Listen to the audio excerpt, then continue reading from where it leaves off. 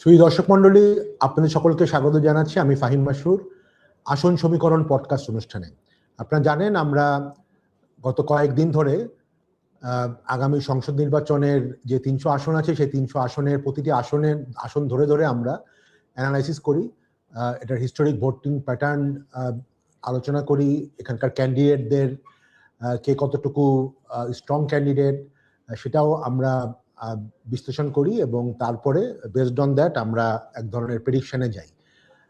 তো আমরা একটু দেখে নেই যে সোফার আমাদের এই আলোচনাটা যেটা আমরা করেছি গত কয়েকদিন ধরে, এখানে আমরা অলরেডি ৪২টা জেলার ১৮৮টি আসন আমরা অ্যানালাইসিস করেছি এবং সেটার উপর ভিত্তি করে এক ধরনের প্রেডিকশন যদি বলি, আমরা সোফা যা আসছে সেটা হচ্ছে এই ১৮৮টা আসনের মধ্যে ১০০টা বিএনপি বা তার মিত্র জোট তারা পাবে আমাদের প্রেডিকশন অনুযায়ী। জামাত এবং এনসিপি ৬৮টা, সোফার জাতীয় পার্টি ৪টা, স্বতন্ত্র এবং অন্যান্যরা ১৩টা এবং ইসলামিক আন্দোলন আরো ২টো। তো এটি হচ্ছে আমাদের এখনকার মানে প্রেডিকশন এই পর্যন্ত। বাট আগামী ১.৫ দিন আমরা বাকি যে আরো প্রায় ২২টা জেলা আছে সেগুলো আমরা আলোচনা করব। তো সেই ধারাবাহিকতায় আমরা এখন আলোচনা করছি দক্ষিণের একটি জেলা, ঢাকার দক্ষিণের একটি জেলা শরীয়তপুর নিয়ে। তো শরীয়তপুর আপনারা জানেন যে এটাও একটি আওয়ামী লীগের একটি স্ট্রং এরিয়া। তো সেই জেলাটা সম্পর্কে আমরা আলোচনা করব। বাট আমার সাথে আলোচনাতে যুক্ত আছেন এতেশামুল হক, উনি যুক্তরাষ্ট্র থেকে যুক্ত হয়েছেন। উনি একজন রাজনৈতিক বিশ্লেষক, আমাদের সাথে গত কয়েকদিন ছিলেন এবং উনি বিভিন্ন এরিয়ার অ্যানালাইসিস করার ব্যাপারে আমাদের সাথে একসাথে আমরা কাজ করছি। তো আমরা যদি একটু আসি শরীয়তপুরের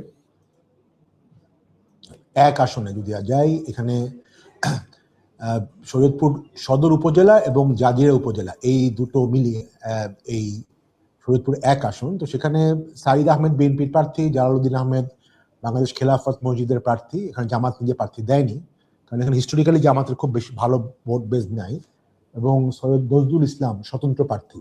আমরা যদি একটু দেখি যে এখানে আসলে গত মানে যেই ২০০১ এবং ২০০৮-এর নির্বাচনে একটু যদি আমরা দেখে নেই যে কি আছে।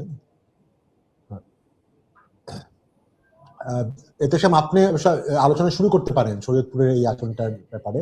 হ্যাঁ, তো শরীয়তপুরে আসলে জামাতের কখনোই আমি হিস্টোরিক্যাল ভোট দেখছিলাম একটা স্ট্রং প্রেজেন্স ছিল না। এখানে মোটামুটি সাধারণত আওয়ামী লীগই জিতেছেন। এই শরীয়তপুর থেকে আব্দুর রাজ্জাক সাহেব দাঁড়াতেন, এই আওয়ামী লীগের মুক্তিযোদ্ধার সংগঠক, স্ট্রং ক্যান্ডিডেট, যিনি অনেক দিন ধরে বাকশালের প্রধান ছিলেন। শরীয়তপুর ২ থেকে দাঁড়াতেন এই জাতীয় সংসদের আগে ডেপুটি স্পিকার ছিলেন কর্নেল অবসরপ্রাপ্ত শওকত আলী। তো এখানে মোটামুটি আওয়ামী লীগে জিততো একচেটিয়া, বিএনপি মোটামুটি এই কম্পিটিশন দিত কোনো মতে। তো এইবার শরীয়তপুর ১ দিয়ে আমরা শুরু করি। এখানে আপনি দেখেছেন খেলাফত মজলিস প্রার্থী দিয়েছে, এই ইন্ডিপেন্ডেন্ট আছে এবং আমি যে দেখলাম এনসিপির একজন প্রার্থী আছে। তো এখানে জামাতের কাউকে দেওয়া হয়নি। তো এই বিএনপির যিনি দিয়েছেন এই সাইদ আহমেদ, উনি মোটামুটি একটা ক্লিন ক্যাম্পেইন চালাচ্ছেন। বেশ কয়েকটা ওয়েবসাইটে আসছে যে উনি বগুড়া থেকে সার্কাস দল নিয়ে আসছেন। তো রাস্তা দিয়ে সার্কাস দল যাচ্ছে, সবাই মজা পাচ্ছে। তো মোটামুটি মানে একটা চুপচাপ ছিমছাম নির্বাচন হচ্ছে। আমার ধারণা এখানে বিএনপি জিতবে। আচ্ছা, আমরা যদি একটু দেখি এই আসনের মানে গত ২টা ভোটের ২০০৮ সালে শরীয়তপুর ১-এ আওয়ামী লীগ থেকে মোজাম্মেল হক জিতেছিলেন। বিএনপি কিন্তু সেখানে বেশ কম ভোট পেয়েছিল। তো মোবারক আলী শিকদার উনি এখানে থেকে স্বতন্ত্র হিসেবে দাঁড়িয়েছিলেন, ৩১% ভোট পেয়েছেন। এবং আওয়ামী আর ২০০১ সালে হেমায়েতুল্লাহ আওরঙ্গজেব, উনি 54%। আমি শিওর না উনি কি আসলে আওয়ামী লীগের যে আওরঙ্গজেব উনি কিনা, তো হেমায়েতুল্লাহ আওরঙ্গ তো আওয়ামী লীগের ছিলেন 2001-এ, উনি তারপর বিএনপিতে জয়েন করেন এই আচ্ছা আওয়ামী লীগের সাথে। 2000 হ্যাঁ, আচ্ছা আচ্ছা। তো আহ, এবং সেখানেও বিএনপি খুব বেশি ভোট পায়নি, এটা একটা ভেরি ইন্টারেস্টিং ব্যাপার। বিএনপি একজন প্রার্থী ছিলেন। তো আমি আসলে মানে বিএনপি 91 বা 96 24-25% ভোট পেয়েছিল আমি দেখছি। বাট আমি একটু মানে শিওর না যে এই আসলে কি হতে যাচ্ছে। তো কেন জানি মনে হচ্ছে এই আসলে হয়তো স্বতন্ত্র প্রার্থী এখানে এগিয়ে থাকবে। আমি জানি না, এতে সাহেব আপনি কি আরো কিছু অ্যাড করবেন এই ক্ষেত্রে? ধরেন 91-96 আমরা দেখতাম যে এই বা আমাদের মানে ভোটের হিসাব বেশ ফ্র্যাগমেন্টেড ছিল। স্বতন্ত্র প্রার্থী কয়েকজন ছিলেন, এই বাম দলে কয়েকজন ভালো করতেন, কিন্তু বিগত 3 দশকে ভোট কনসলিডেট হতে হতে আপনি দেখবেন যে শরীয়তপুরে তো বিএনপি খুব একটা কম্পিটিশন করতে পারেনি। আওয়ামী লীগের একজন অফিসিয়াল থাকতো, একজন আনঅফিসিয়াল থাকতো। তো এদের মধ্যে এই ইটা হতো, ফাইটটা হতো। তো শরীয়তপুর একেবার আওয়ামী লীগের লিনিং সেরকম স্ট্রং কেউ নাই, যেটা আমরা রিসার্চ করে দেখলাম। যে হয়তো বা আগে ওনারা উপজেলা চেয়ারম্যান ছিলেন বা ওনাদের আত্মীয় ছিল স্ট্রং আওয়ামী লীগ লিডার, সেজন্য মানে অনেকটা ডিফল্ট ভাবে আমি বিএনপি কে বলছি।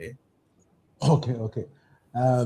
আমিও আসলে very difficult to make a call on this thing, but still আমি যেহেতু এখানে বিএনপির খুব বেশি স্ট্রং প্রেজেন্স নাই এবং এখানে স্বতন্ত্র একজন আছে যিনি ভালোই ক্যাম্পেইন করছে, তো আমি স্বতন্ত্রকে এই ক্ষেত্রে আগিয়ে রাখছি।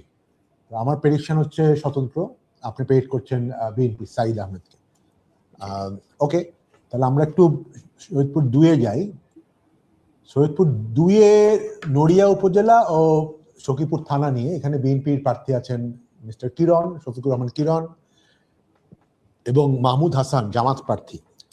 তো আপনি ইনফরমেশন কিছু অ্যানালাইজ করতে পারলেন এতশাম? হ্যাঁ, শফিকুর রহমান কিরণ ওই এখানে উপজেলার বিএনপির একটা উপজেলার ছিলেন, এই ইউনিট প্রেসিডেন্ট ছিলেন। শরীয়তপুর ডিস্ট্রিক্টের অ্যাকচুয়ালি উনি ইউনিট প্রেসিডেন্ট ছিলেন। তো উনি শরীয়তপুরে অনেকদিন থেকেই আছেন।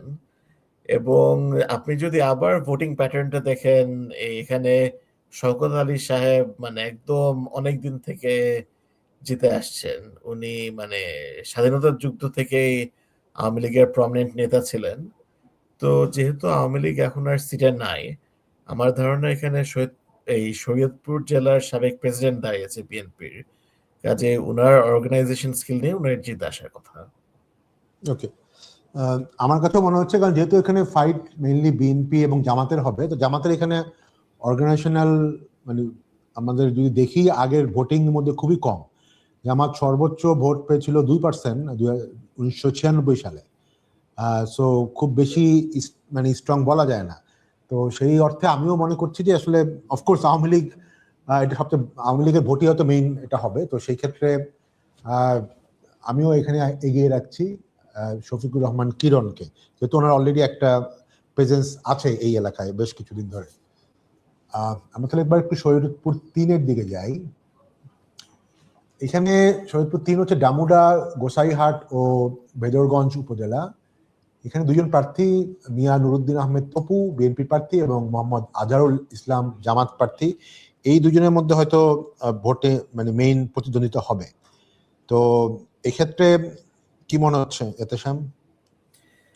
তো শরীয়তপুর 3 ছিলেন এখানে বোধহয় আব্দুর রাজ্জাক সাহেব নিজে প্রার্থী হতেন।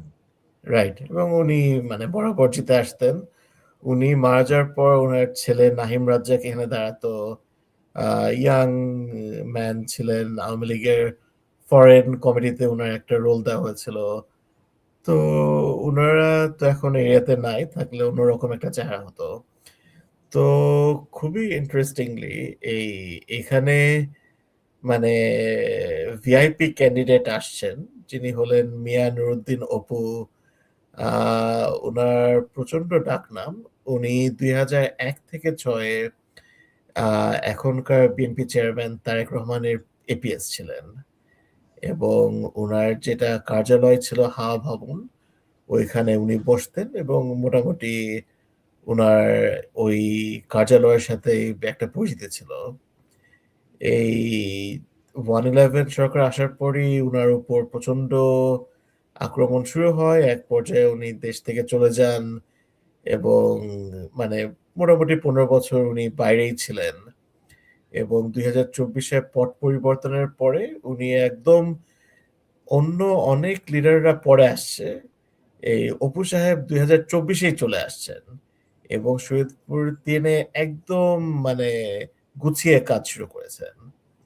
এবং আবার জামাতের ক্যান্ডিডেট হলো জামাতের যে লেবার উইং, শ্রমিক কল্যাণ ফেডারেশন, ওইটার জাতীয় কোষাধ্যক্ষ এই আজহারুল ইসলাম। কাজেই এই সিটে এই ২ দলই স্ট্রং ক্যান্ডিডেট দিয়েছে। কিন্তু এখনকার সিচুয়েশন চিন্তা করে এবং যে মিয়া নুরুদ্দিন আহমেদ অপুর কানেকশন এবং উনার উপর যে একটু এক্সট্রা অ্যাডভান্টেজ থাকবে, আমি উনাকে আগে রাখবো। ওকে, হ্যাঁ, আমারও মনে হচ্ছে যে এই আসনে শরীয়তপুরের অন্য আসনগুলি থেকে একটু কম্পিটিশন বেশি হবে। সো এখানে বিএনপির ভোট হয়তো অন্য ১ বা ২ এর থেকে হিস্টোরিক ভোট দেখা যাচ্ছে যে কিছুটা হলেও বেশি। মানে বিএনপি ২০০৮-এ এখানে ৩৩% ভোট পেয়েছিল, বাট যেটা এবং আপনি দেখতে পাচ্ছেন যে এই শফিকুর রহমান কিরণ, যিনি এবার শরীয়তপুর ২-এ চলে যেতে হয়েছে, কারণ অপু সাহেব এতটাই স্ট্রং ক্যান্ডিডেট। আচ্ছা, হ্যাঁ, মানে আচ্ছা, হ্যাঁ, শরীয়তপুর ২-এ তাহলে শফিকুর রহমান কিরণ চলে গেছে আর কি। আচ্ছা, তো বাট বিএনপির তাহলে একটা ভোট নিশ্চয়ই এখানে আছে, বিএনপির ভোট আর কি, মানে যত না বেশি ইন্ডিভিজুয়ালের ভোট। তো আমিও ওই রেসপেক্টে বিএনপি ক্যান্ডিডেটকে আসলে এগিয়ে রাখছি। তো শরীয়তপুর ১-এর ক্ষেত্রে আমার মনে হয় আমরা ডিসিশনটা নিয়েছিলাম, একটু যদি আমরা আসি আবার এখানে, আপনি এতেশাম বিএনপি প্রার্থীকে এগিয়ে রেখেছেন, আমি স্বতন্ত্র প্রার্থীকে এগিয়ে রেখেছি। শরীয়তপুর ২-এ আমরা দুজনেই এখানে বিএনপি প্রার্থীকে এগিয়ে রেখেছি এবং শরীয়তপুর ৩-এর ক্ষেত্রেও আমরা দুজনেই বিএনপি প্রার্থীকে এগিয়ে রেখেছি। তো আমরা এ পর্যায়ে শরীয়তপুর জেলার ৩টি আসন নিয়ে আমাদের আলোচনা শেষ করলাম। দর্শক মণ্ডলী, আপনারা জানেন আমরা এই পডকাস্টটি কন্টিনিউ করছি এবং ইলেকশনের আগ দিন পর্যন্ত ২১ তারিখ পর্যন্ত আমরা কন্টিনিউ করব। প্রতিটা সিট নিয়ে আমরা আমাদের আলোচনা এবং প্রেডিকশন দিব। সোফার আমাদের ৪২টার মতো সিট আমরা কভার করেছি। আমাদের ঢাকা বিভাগ এবং ঢাকা বিভাগের দক্ষিণাংশের যে মাদারীপুর, গোপালগঞ্জ, ফরিদপুর এবং শরীয়তপুর, সেটা আমরা শেষ করলাম। আমরা এখন নেক্সট সেশনে সিলেট বিভাগে শুরু করব আমাদের।